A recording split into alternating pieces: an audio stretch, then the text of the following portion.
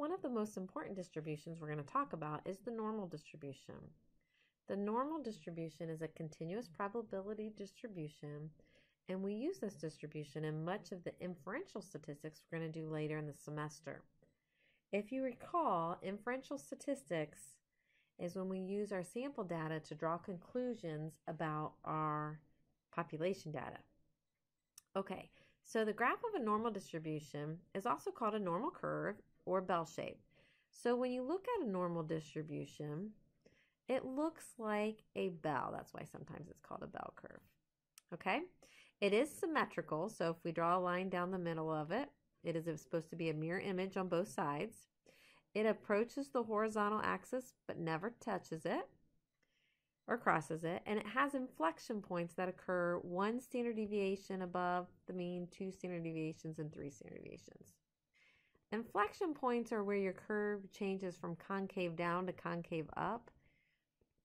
Okay, so the center of our normal distribution is our mean, which is mu, and the spread of our data is defined by the standard deviation. So we do have two parameters, the mean being mu and the standard deviation being sigma. Okay, again, mu is where the center of our distribution is. Okay, and the standard deviation tells how spread out it is. So we could have another normal distribution that has the same mean, looks something like this. The mean would also be at the center, but would have a smaller standard deviation. So it's not quite as spread out.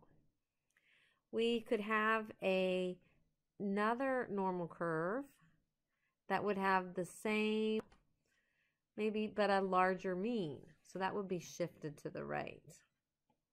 Okay, my curve's not exactly perfect here, but you have the idea, right? Okay, so this is how our two parameters define our normal distribution, where it's centered and how spread out it is. Make sense?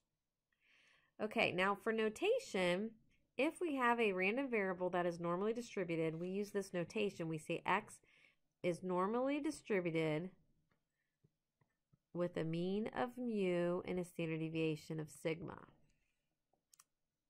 Okay, so for example, if we said x is normally distributed with a mean of 20 and a standard deviation of 5, we would write it something like this. So I know in the homework it does this a few times.